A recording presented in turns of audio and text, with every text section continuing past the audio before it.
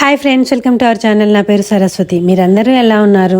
నేనైతే చాలా బాగున్నాను. ఇక ఈరోజు వీడియో స్పెషల్ ఏంటంటే బతుకమ్మ పండగ. ఆ వివరాలు తెలుసుకునే ముందు మన ఛానల్ని సబ్స్క్రైబ్ చేసుకోండి. వీడియో ఎక్కడ స్కిప్ చేయకుండా చూడండి. చూసి నచ్చితే లైక్ చేయండి, కుదిరితే షేర్ చేయండి, సబ్స్క్రైబ్ చేసుకోవడం మర్చిపోకండి.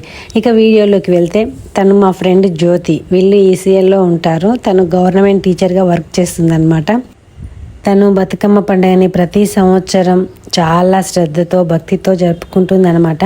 తనకి ఇద్దరు కూతుళ్ళు, ఒక పాపనేమో ఎంబీబీఎస్ చేస్తుంది, ఇంకొక పాపనేమో బీటెక్ చేస్తుంది. ఇద్దరు అమ్మాయిలు. అయితే తన పిల్లలు చిన్న ఉన్నప్పుడు ముగ్గురు కలిసి చేసేవాళ్ళు. ఇప్పుడు పిల్లలు చదువుల కోసము వేరే దూరంగా ఉండాల్సి వస్తుంది కదా, అందుకు ఇప్పుడు ఒక్కతేది చేస్తుంది అనమాట. ఇంకా వాళ్ళ కాలనీ వాళ్ళు ఉంటారు కదా, ఇంట్లో ఒక్కతి అలా చేసిన తర్వాత కాలనీ వాళ్ళందరితో కలిసి ఆడుతుంది అనమాట.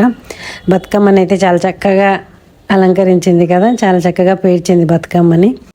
తను టీచర్గా ఉన్నా, ఎంత వర్క్ ప్రెషర్ ఉన్నా ఇలాంటి సాంప్రదాయాలు మాత్రం తప్పకుండా పాటించాలంటుంది. ఎందుకంటే మన సాంప్రదాయాలు నెక్స్ట్ జనరేషన్ కూడా క్యారీ చేయాలి అంటే మనం ఇప్పుడు చేస్తేనే మన పిల్లలు కూడా ఆచరిస్తారు కదా అని చెప్పి చెప్తుంటుంది.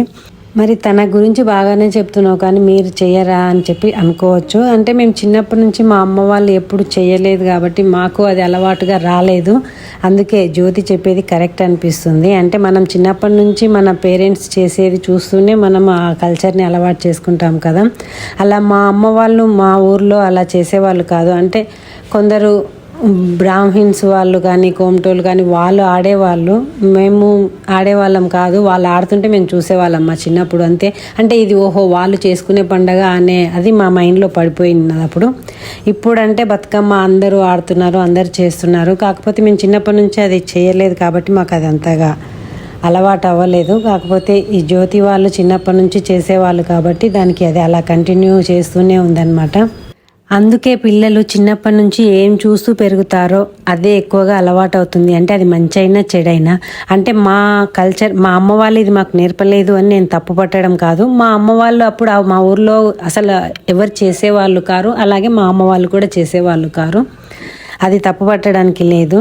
ఇప్పుడంటే ఈ తెలంగాణ మనకు సపరేట్ రాష్ట్రం వచ్చిన తర్వాత ఈ బతుకమ్మ పండుగని ఎక్కువగా ఇలా సెలబ్రేట్ చేసి చాలా పాపులర్ అయ్యింది కాబట్టి అందరూ బతుకమ్మ ఆడుతున్నారు. ఇంతకుముందు ఇంత పాపులర్ కాదు కాబట్టి అంతమంది ఆడేవాళ్ళు కాదు. ఇది మా ఫ్రెండ్ మొదటి రోజు బతుకమ్మను పేర్చి ఆడిన వీడియో విశేషాలు. ఈ వీడియో నచ్చితే లైక్ చేయండి, షేర్ చేయండి. ఇలాంటి మరిన్ని వీడియోల కోసం మన ఛానల్ని తప్పకుండా సబ్స్క్రైబ్ చేసుకోండి. Thank you for watching.